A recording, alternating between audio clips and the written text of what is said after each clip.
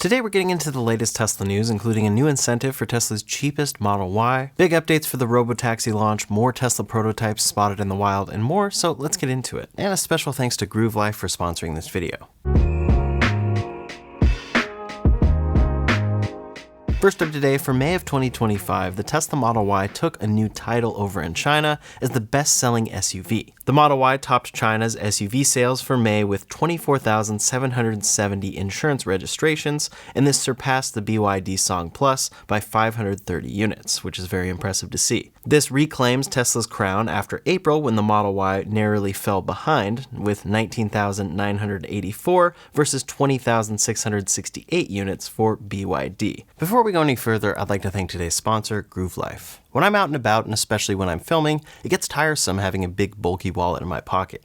The Groove Wallet, though, has completely changed how I carry my essentials and allows me to keep them safe at all times. Its sleek, minimalist design eliminates bulk and sits comfortably in your pocket. I love that I can easily slip it in and out of my pocket with room to spare. Then, when I'm filming, I have a greater range of motion and don't have to take my wallet out of my pocket to get certain shots. On top of the added convenience, though, it's built from aerospace-grade aluminum with a Teflon coating for extreme durability and has RFID blocking to protect against digital theft. That way your cards and data stay secure everywhere you go.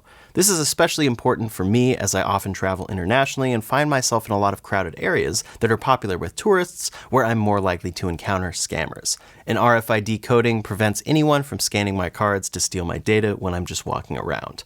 The Groove Belt is the perfect combination of style and performance. It's lightweight and versatile, all while being extremely durable for any situation and machine washable. Both of these make great Father's Day gifts as well, which is just a few days away. If you're ready to upgrade from your old wallet or your old belt, click the link in the description below. They'll be the last wallet and belt you'll ever need.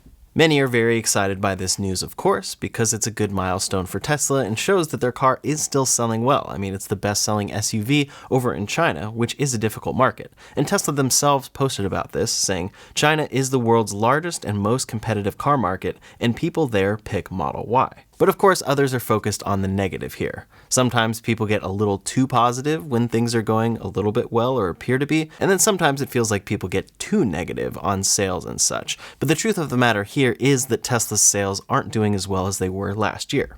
Tesla's total China sales fell to 38,588 vehicles in May of this year, which actually was a 30% drop year over year, with Model Y sales alone also down by 38%. So while it's still a good milestone that we can talk about that it's the best-selling SUV, it's not doing quite as well as last year by a pretty big margin. Either way, Tesla is of course rebounding after relaunching this new Model Y and introducing all of its trims and getting everything scaled back up, but the rest of 2025 will be a big determining year for Tesla and their overall sales numbers. As it's going so far, it seems like they're probably going to see a drop compared to 2024 as a whole. So that's going to make the rest of this quarter and then Q3 and Q4 incredibly important for Tesla, and hopefully soon we should see them introduce some more affordable options, and maybe that is what can help them grow or at least match what they had last year. Now, in the United States, in order to drive sales, there have been plenty of incentives available for Tesla vehicles, like 0% APR available across the board for any trim of the Model 3.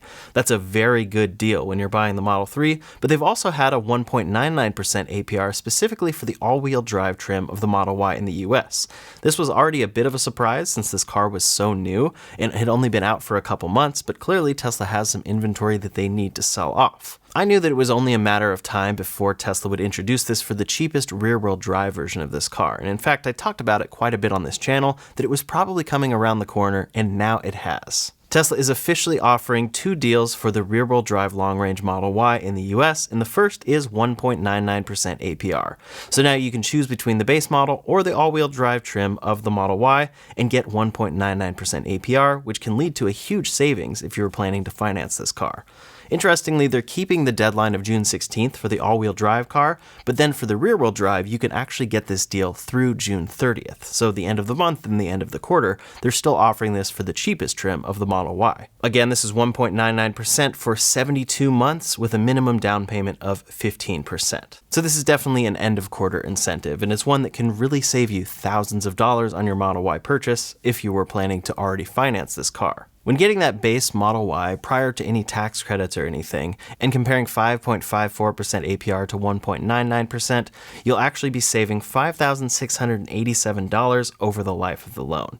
So it's one of those things that just doesn't seem as much like a really good deal up front, but if Tesla were to drop the price of this car by $5,000, you'd probably be interested. And that's how it's going to be in practice over the life of your loan. It also just leads to a lower monthly payment, which is great for a lot of people buying their cars in this fashion. So we'll see how the rest of this quarter goes with this new incentive, and then how the rest of the year goes. It's one of those things where I actually wouldn't be surprised if a few weeks into July, after this has expired, Tesla introduces a new incentive, maybe 0.99% or 0% APR, unless things have really turned around quickly, which doesn't seem like it's going to happen. However, we may see it just return at the same rate since it's such a new car. The other factor here is the EV tax credit, which is pending elimination in the United States. It hasn't passed all the way through, but if that tax credit is going to end up being removed by the end of this year, it actually could function as somewhat of a sales incentive for Tesla throughout the rest of 2025, with people wanting to purchase their EV when they can still get that $7,500 tax credit. If it passes through, the EV tax credit would be in place through the end of December 31st, 2025, and then officially end in 2026. So that could function as a little bit of an incentive and make it so that Tesla doesn't actually need to offer an APR incentive. However, we'll see how the rest of the year pans out. Maybe both of these things will exist, where people want to take advantage of the tax credit and then Tesla offers APR incentives. It's also worth noting this is coming at the same time that they have those military discounts, the FSD transfer, and more that you can all stack with your latest Model Y purchase. Then, if you're going to lease this car, Tesla just dropped lease pricing as well down to $399 per month. This is with $1,000 down on the rear-wheel drive Model Y for 36 months, and it's a 13% decrease over the pricing that it was just a couple days ago. Essentially, this is returning us back to the deals that they had available at the end of last year, but it's with the refreshed model about 6 months into the year. It's very interesting to see that quick of a turnaround, and I'm very curious to see how things pan out overall here. I'm always glad to see a great deal, and I'll always talk about it on this channel, but I'm especially curious right now to see what cheaper version of the Model Y might come out soon enough. Tesla originally communicated that they would be coming out in the first half of the year. Maybe the rear-wheel drive version is what they were talking about there, but we know that a stripped-back version is on its way quite soon, and that they probably need it. But of course, a lot of Tesla's kind of delay and shift in their plans for cheaper vehicles has come as a result of the Robotaxi. The Robotaxi, if they can achieve it, is a totally different business model that really changes the way that Tesla looks at their vehicle business. And it is now June, so we know that Tesla has planned to launch their Robotaxi over in Austin this month. We know that their initial plans were for 10 to 20 Model Ys to be operating for this Robotaxi in Austin, and Elon had even said that they were already operating driverless cars in Austin with nobody inside. Quote, "For the past several days, Tesla has been testing self-driving Model Y cars, no one in driver's seat, on Austin public streets with no incidents. A month ahead of schedule, next month, first self-delivery from factory to customer." That was about a week and a half ago, and now Tesla has officially been spotted testing a labeled Robotaxi with no one driving it. This is the latest version of the Model Y, and we can see it yielding for a pedestrian, just as FSD does, and it appears that this also has a chase car behind it, probably for precaution. In response to this video, Tesla's lead engineer for the Robotaxi said, "It's go time," and then Elon responded, "Beautifully simple design." Quote, "These are unmodified Tesla cars coming straight from the factory, meaning that every Tesla coming out of our factories is capable of unsupervised self-driving." Now, of course, that still remains to be seen, but if that really is the case, that's a very impressive feat. And it's the big thing that would separate Tesla from all other companies that need to retrofit their cars with a lot of sensors. These are Teslas coming off the assembly line that anyone can buy, and if it truly can achieve unsupervised full self-driving, it's that big deal that Tesla has been talking about for years. Now, for a lot of people, it makes sense that Tesla can make a Robotaxi work during the day in a specific geo-fenced market. But what about at night? Well, Tesla is already testing the Robotaxi seemingly at all hours of the day, which makes a lot of sense since they're gearing up for a rollout quite soon here. In any case, someone got a video of a Tesla Robotaxi, probably the same exact vehicle, testing at night, with somebody in the passenger seat but nobody in the driver's seat. This is of course a Tesla employee monitoring the situation, so you could call this supervised FSD to a degree, since they probably have some sort of switch to turn off the car and stop immediately if needed. But this other angle clearly shows that the steering wheel is not being handled by a driver and there's nobody right there. This one's actually funny because many Tesla owners in many markets have seen their car operating this way. They just have to sit in the driver's seat and be paying attention to the road. I mean, I know for me, it has been doing this reliably for months at this point. And I'm aware that I'm in Los Angeles, which is a fairly popular market, and I have one of the latest cars with the latest hardware, which helps with getting the best possible result for full self-driving. But of course, the reason this will be a big deal is because it's unsupervised. Of course, this seems like there's still a level of supervision unless that passenger is literally just waiting to see what happens there. But the idea here is that in around 10 days, anyone can get in the rear seat of this car. Nobody needs to be monitoring, or Tesla may be monitoring initially remotely, like we've seen from many other services like Waymo. In any case, it seems like they're testing both day and night for this Robotaxi without someone driving it. And then what I'm most curious about is what they do in inclement weather. What happens when it's downpouring in Austin, Texas, and they need the Robotaxi to operate? Is it going to operate fine, or will they need to be cleaning cameras and such? But of course, the big difference here is that if Tesla can achieve this, they can scale up quickly, and Ashok Elazwamy, Tesla's head of AI and autopilot at Tesla, commented on this, saying slowly at first, then ... There he's indicating the fact that it's not going to be this slow of a rollout in every market. Every market probably will have a little bit of a ramp up period, but then they'll be able to scale up massively since they have tons of these cars coming out of the factory with these same features. Now, regarding software version here, though, there are some interesting updates. Elon Musk said, "It's a new version of software, but will merge to main branch soon. We have a more advanced model in alpha stage that has around 4 times the parameters, but still requires a lot of polishing. That's probably ready for deployment in a few months." He then added around a 4.5x increase in parameters, should be ready for wide release later this year. Super frugal use of memory bandwidth, catching exactly what is needed and squeezing microseconds out of everything are needed to maintain the frame rate, and the whole system needs to be retrained. We've heard about the whole system being retrained a few times over the years with full self-driving, but of course, when it comes to Elon talking about a wide release in a couple months, it is a little bit disappointing to hear because we know that that is Elon time and probably will get delayed. It seems that this new version could be potentially past version 13, maybe 14, or whatever version they decide to call it. Maybe they'll also reset with versions because this is the version that actually can achieve unsupervised self-driving, but we'll have to see. In any case, as for a launch timeline of the Robotaxi that people can ride, Elon is now saying June 22nd. Quote, "Tentatively June 22nd, we are being super paranoid about safety, so the date could shift. First Tesla that drives itself from factory end of line all the way to a customer house is June 28th. So all of these timelines are fairly tentative, but it seems like we're first going to see Tesla actually ride some people around Austin, Texas, unsupervised, and we won't know exactly what sort of monitoring they may be doing there, and then we'll see a car get delivered to a customer. Then within a few months, or maybe a little longer, we could get this functionality getting delivered to customer cars, probably only with the latest hardware versions. Regarding that delivery to a customer, that's of course a cool milestone, but it does seem to be something that Elon Musk is quite focused on, and it might be one of those things that the general public doesn't really care too much about,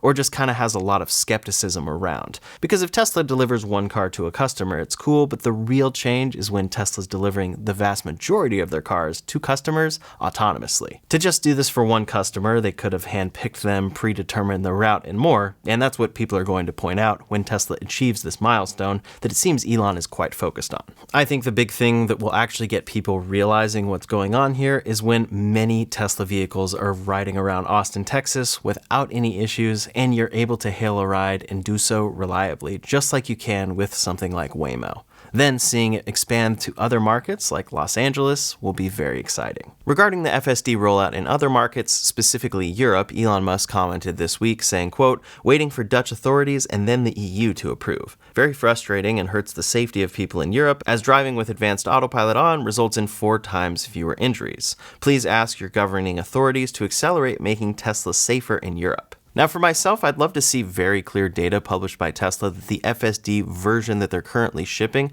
does have the results that he's talking about. Tesla always releases their autopilot safety report, but they're comparing general autopilot to the average driver in the United States, typically. So I'd love to see more detailed data here that really showcases what they're talking about. But in any case, it seems like their rollout for the US will be the Netherlands first, and then the rest of the EU. Now, it seems like that's pretty much Elon Musk's focus over at Tesla right now. It doesn't really seem to matter in his mind that they could probably make a cheaper EV, or they should maybe make a more functional 3-row SUV for a family that fits more than the Model Y but is a lot cheaper than the Model X. In his mind, none of this really matters because robotaxis are going to completely revolutionize transportation. For the time being, though, Tesla has to sell vehicles, so we've been seeing a lot of prototypes out there in the wild that Tesla is testing. First, over in India, Tesla has been testing with a Model Y, and this one is wrapped in matte black. We've seen various versions of the Model Y out in India. This one's wrapped this way. We've seen camouflage versions, we've seen versions with covers on them, and more, and really this just indicates that they'll probably be entering the India market soon. As for the Model S, a refresh is expected soon, and it officially leaked on Tesla's Mexico website. We can see images of the Model S, and this is a refreshed version, or a slightly updated version at least, because it has ambient lighting inside, which it hasn't had before, and there also appears to be a new metal insert below the phone charger. Those are really the only interior changes that we can spot, but these will stack on a couple exterior changes that we've seen in the wild a number of times. New wheels with aero covers, new blue paint, and a front bumper camera.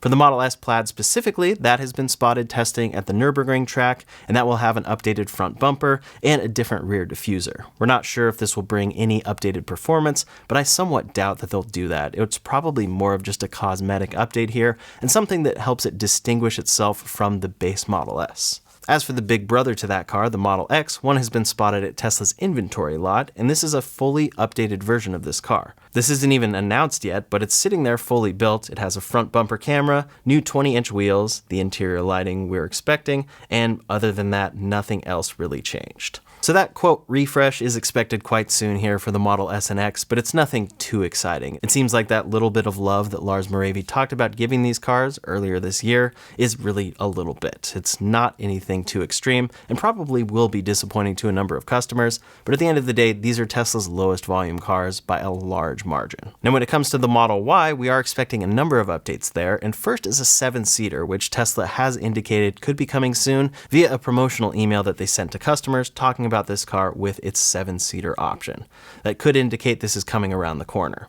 Then the Model Y Performance is expected soon, and we've seen them testing that out at the Nürburgring track. There's no real exterior changes to note here, but for the interior, we are expecting the updates that the Model 3 got, like some carbon fiber accents, and those updated, more bolstered performance seats. We can actually see those seats a little bit in this siding on the track, and it appears to match the exact seats of the Model 3 Performance, which absolutely checks out. But lastly, over at Tesla's Fremont factory, a covered-up version of the refreshed Model Y was spotted, and we keep seeing this, which raises a lot of questions. It seems that the performance version of the Model Y probably won't have any changes to the front or the rear, so I tend to think that this is probably the cheaper version that they're planning to make of this car soon, and it will probably have some notable changes to the front and rear, something that distinguishes it and makes the premium car seem more premium. So I wouldn't be surprised if they're doing something like getting rid of that rear light bar in favor of something that just doesn't look quite as good and is cheaper for them to build. In any case, this is covered up for some reason, so it still could be the performance version, although I'm not sure what they'd be covering up there, but this is something new that Tesla is planning to ship soon for the Model Y. On top of that sighting by Kim Jowua, another Model Y was spotted both camouflaged and covered up in the front and the rear. So it has that camo wrap all around it, and then they're covering the front, rear, and part of the rear doors. That could just be the function of this particular cover, but they might actually be covering something up as well. This most likely appears to be the Performance Model Y, and I'm very curious at this point why they need to cover up so much of it. It seems like the wheels would of course be different, and then it will have a rear spoiler which appears to be hidden under this cover. But what exactly are they changing about the body that they really need to cover this and hide it? Can't they just get away with it if they swap out the wheels, or maybe just cover the wheels and have a normal Model Y? We'll have to see. The wheels here appear to be some sort of gray underneath the covers, so it's probably a new performance wheel for the Model Y, but at the same time this could be a cheaper, smaller wheel, like what they're now shipping on the rear-wheel drive Cybertruck. Tesla didn't introduce that third wheel option for the Cybertruck until the cheaper rear-wheel drive version. And speaking of that car, production is well underway at Giga Texas for that cheaper version of the Cybertruck. Joe Tegtmeyer got some shots of rear-wheel drive Cybertrucks all lined up at Giga Texas, and you can tell because these do not have tonneau covers, and they do not have the track or switch for those powered tonneau covers. We're into June at this point, and it seems like Tesla actually hasn't delivered first rear-wheel drive Cybertrucks because I haven't seen customer deliveries or any reviews of this cheaper base model. But hopefully those deliveries should be starting soon since production is underway. There's a lot coming up right now for Tesla, but the main focus that they have is this Robotaxi launch, and I'll be sure to keep you posted on how all of that is going. That's all the latest Tesla news for today, so in the meantime, if you want to see a breakdown of all the longest lasting Teslas, including some over 300,000 miles, you can check out that video linked up here or in the description below. Thanks so much for watching, and I'll see you on the next one.